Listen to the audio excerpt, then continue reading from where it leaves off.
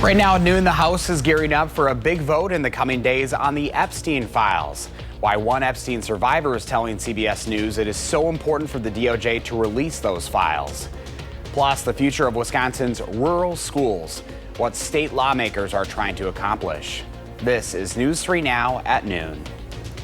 Thanks for joining us. I'm Josh Spreiter. Right now, Ally Drive and Verona Frontage Road are back open in Fitchburg after a crash involving a police car. It happened early this morning between Red Arrow Trail and Carling Drive. Our photographer on scene saw a Fitchburg police car severely damaged with its airbags appearing to have been deployed. We have called the Fitchburg Police Department. However, they were unable to confirm the details about this incident with us. It is unknown if anyone was injured. A bipartisan group of lawmakers is pushing a bill to require the Justice Department to release its files on convicted sex offender Jeffrey Epstein. The House could vote as soon as next week. As Natalie Brand reports, President Trump is dismissing the scandal as a Democratic hoax. This is not a partisan issue. The sexual abuse of children and young women is in no way partisan. Annie Farmer, who says she was abused by Jeffrey Epstein when she was 16, told CBS News why she wants the Justice Department to release all of its files on the case. This trickle of information is really difficult, right? We're just asking for the full files to be released so we don't have to continue to live, in this roller coaster world. Members of the House Oversight Committee this week released more than 20,000 pages of documents provided by Epstein's estate. A CBS News review reveals President Trump's name appears hundreds of times, including Epstein saying that he'd, quote, met some bad people, none as bad as Trump. And in one text exchange, someone whose name was redacted wrote to Epstein, "It will all blow over. They're really just trying to take down Trump and doing whatever they can to do that." Epstein replied, "Yes, thanks. It's wild because I am the one able to take him down." President Trump, who has denied any wrongdoing, again this morning called it a hoax pushed by Democrats and criticized some Republicans for falling into their clutches. I've talked to many of the women, and the women themselves have said that Donald Trump did nothing wrong. Congresswoman Marjorie Taylor Greene is among the Republicans supporting a House vote that would compel the Department of Justice to release all the Epstein files. The American people deserve to see transparency from their government. That effort got the final signature it needed this week when a new Democratic Congresswoman was sworn in. A full vote on the House floor is expected next week. Natalie Brand, CBS News, the White House. President Trump says he will ask the Justice Department and FBI to investigate Epstein's involvement with prominent Democrats, including former President Bill Clinton and major financial institutions. Now, first check of your first warm forecast. Here's meteorologist Blaze Keller. Happy Friday, Blaze. Happy Friday, and it is a warm one. We're going to head off into Arlington first, one of our mesonet sites here across southern Wisconsin, where it's 59 degrees there in southern Columbia County. Winds out of the south at about 5 miles an hour. The low dew points and humidity coupled with the sunshine and the southerly winds are really going to help get our temperatures into the 60s here as we kick off the noon hour. Many of us already there, but if not, it will probably be here within the next hour or so that we get into the 60s. 62 in the Dell, 60 Madison, 60 in Monroe, pair of 61s, Janesville, Platteville, as well as in Viroqua. It's 63 in Verona, Middleton, as well as in Sauk City, almost near 65. In Cross Plains, it is going to be a warm afternoon. We are set to hang out in those low to mid 60s as we go throughout the rest of our Friday. Plenty of sunshine there as we take a live look at our Edgewater Sky Cam in downtown Madison. Josh and folks at home, like everything, it must come to an end. The cool down is set to return. We'll take a look at when we say goodbye to the 60s and if there's any beneficial rain or snow in the forecast coming up in just a few minutes. This is one of those days you just want to bottle it up and save it. Yeah, for when it's like negative 20 in the heart of January. Oh, we don't even want to think about it. All right, Blaze, see you in a few.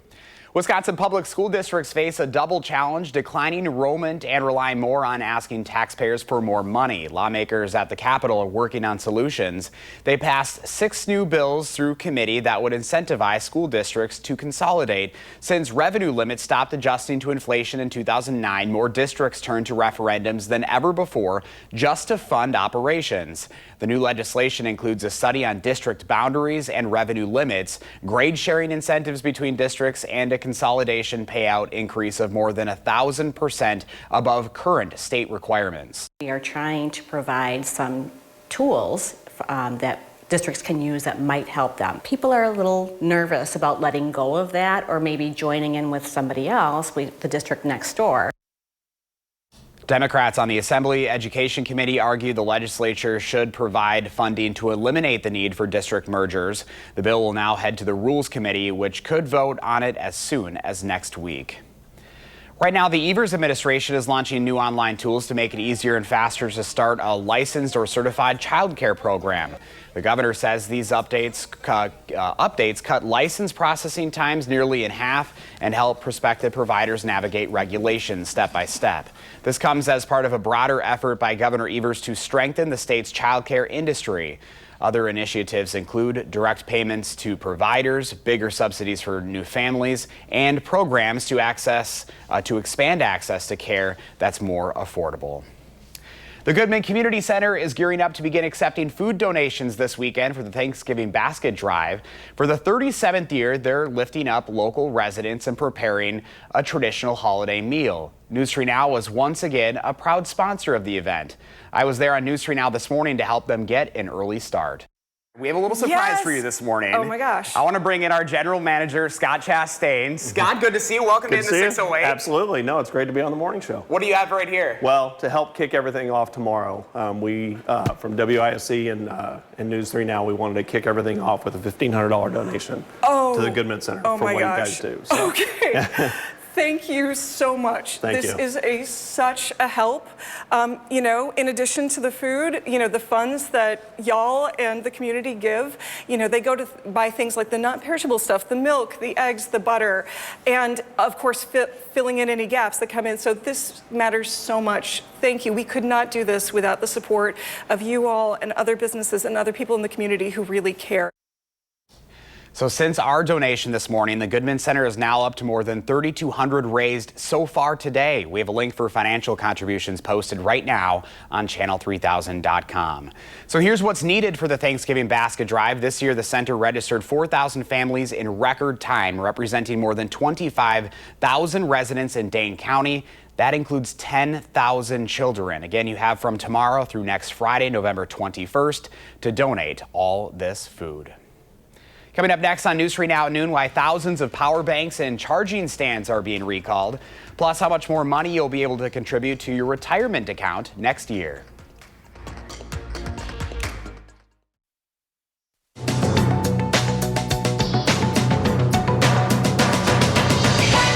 The Internal Revenue Service is increasing the amount you can contribute to your retirement account next year. Workers with 401ks, 403bs, 457s, and federal thrift savings plans can put away a maximum of $24,500 next year. Catch-up contributions for people over 50 with those plans climbs to a cap of $8,000. IRA yearly contributions will be capped at $7,500 in 2026, with catch-up contributions for people over 50 with IRAs maxing out at $1,100.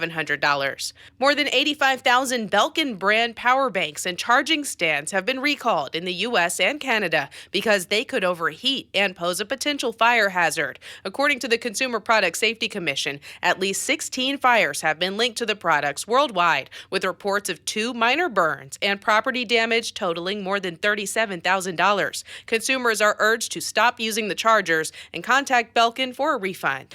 And tonight, just $5 could buy you a shot at winning nearly $1 billion. The Mega Millions jackpot has climbed to more than $960 million, with an estimated cash value of more than $445 million. That's the 8th largest prize in the game's history. Tickets are sold in 45 states, Washington, D.C., and the U.S. Virgin Islands. That's your CBS News Money Watch report. For more, log on to cbsmoneywatch.com. At the CBS. Here's a look at the current stock numbers at the noon hour. The Dow is down 248 points, but the NASDAQ is up 67, and the S&P 500 is also up this hour 20. Our Call for Action volunteers are in the building taking your consumer complaints and taking action on your behalf. Call for action at 608-270-2833 or submit a claim anytime at channel3000.com/call-for-action. Pam has today's farm numbers up next, and Blaze is tracking the first warn forecast. Then later on Live at 4, we hear from an epilepsy expert and our very own Sarah Carlson on National Epilepsy Awareness Month. Welcome back. Let's check in now with Pam Yankee for the Midwest Farm Report on a Friday. Hi, Pam. Hi, Josh. Today we're focused in on the winner of the 2025 Wisconsin Leopold Conservation Award. You know, if you're in agriculture, you don't look at land as a commodity, you look at land as a resource. That's the philosophy that's got Mike Berg the award for this year in the Driftless area of Lafayette County. His 540-acre farm is literally crisscrossed by the Pecatonica River, and Mike told me that's exactly what inspired him to focus on conservation on his land. Years ago, Pam, I was traveling along the Pecatonica River, and I watched a massive landslide of dirt and sediment just fall into the river. And I thought to myself, there's got to be something that can be done to stop this dirt, this sediment pollution into the Pecatonica that will hurt fishing and just wind up in the Gulf of Mexico. And I called over to NRCS, and NRCS said, we'll send somebody over, we'll look at it. And that's how this started.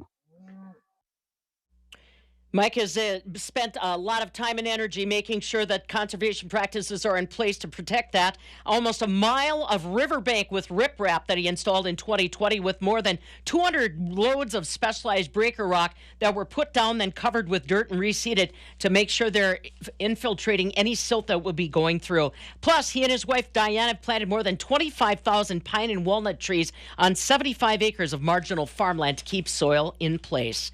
I want dairy farmers to have a heads up. You wanted information from USDA? Well, we got it. Big numbers for September milk production, up 4% as a nation. Midwest was up 3.5%. The number to really watch, 228,000 more milk cows in the herd compared to September a year ago. 40,000 more milk cows on the line August to September. And this is happening as the European Union is seeing their milk production go up 5 to 7%.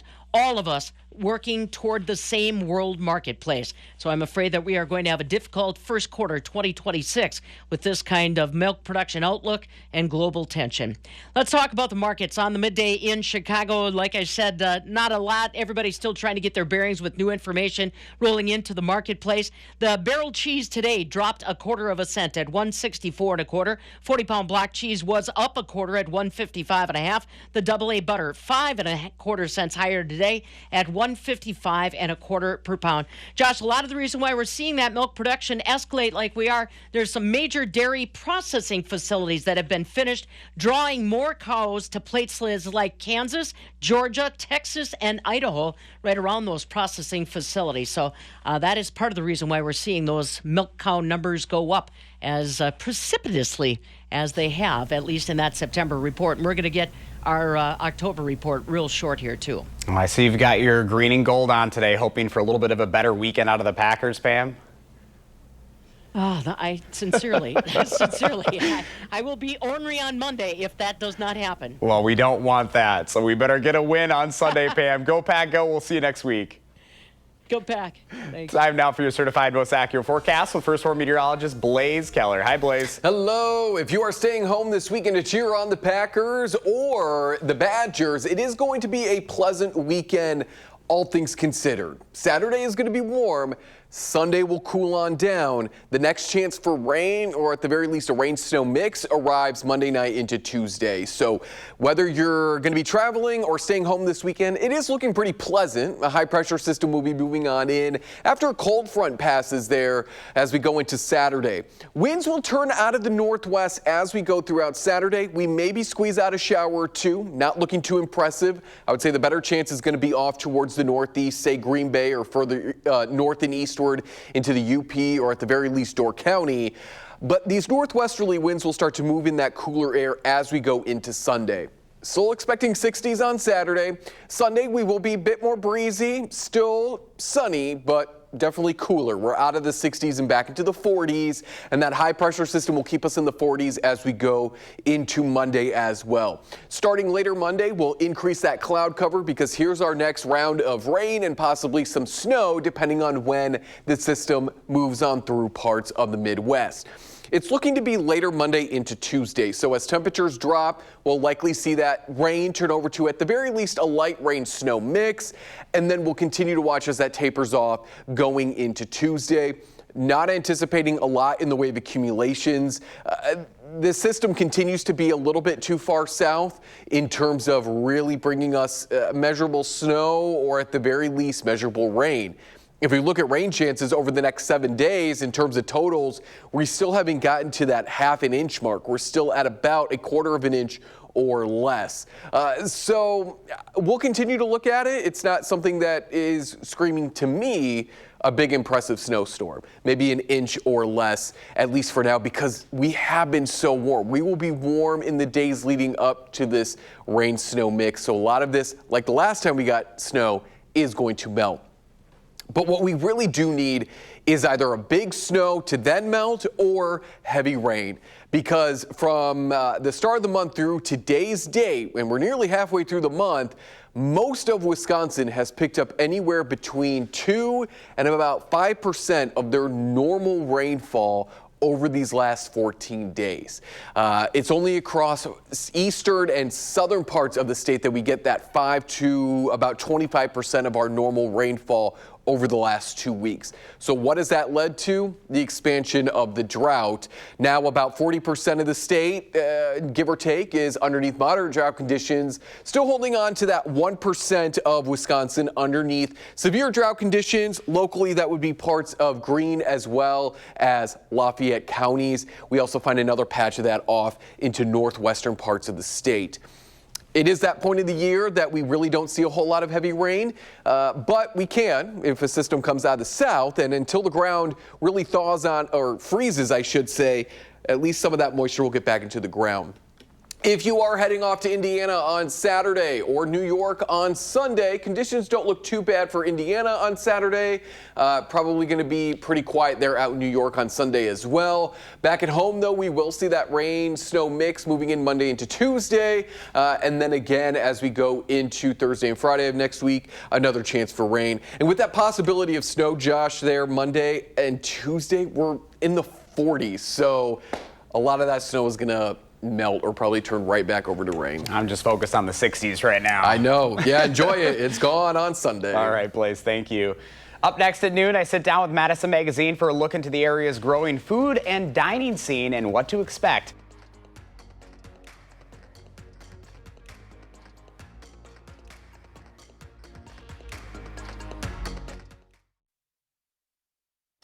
Welcome back. As Madison's food scene grows, we're focusing on local chefs and restaurants. To do that, we're drawing from Madison Magazine's rich food and dining content. I had a chance to sit down with their biggest foodie. Well, I'm super excited to be joined by Emma Waldinger. She is the food editor at Madison Magazine, of course, our partners in the building. Emma, good to have you here. Thanks for having me, Josh. So you are a food editor, so you cover food all the time.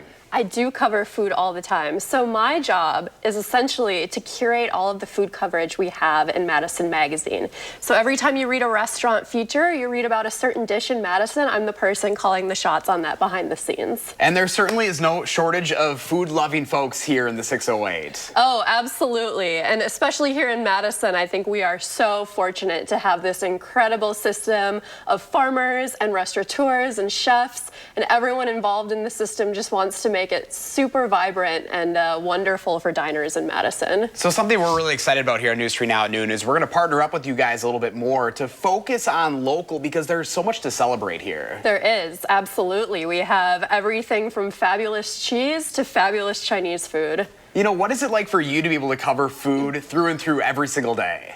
Oh my goodness, it's people ask me, do you ever run out of things to cover? And I honestly do not. There are always new restaurant openings, always new dishes to explore, always new people to talk to. It's just a constantly evolving industry here in Madison. And your goal is to really be a resource for folks. And with the Madison Magazine, this is a special opportunity right there. Yeah, absolutely. We are putting out an issue every single month, and then we're also doing web coverage on top of that related to food. So we just have a lot to talk about, and I want to share it with Josh and the rest of you at home. Oh, we are so excited, and you are really excited about the next issue that's about to drop here. I am very excited about our next issue. It's the December issue. It comes out on November 20th, so next Thursday. We're going to have stories about local pizza, local natural wine, coffee, hotel dining, and also about Public Parking Bar, which is an up-and-coming bar on East Johnson Street. You know, I always think that nothing can get more unique and then the next thing drops. And that's really what you are all about, is trying to go out there and find what's hot.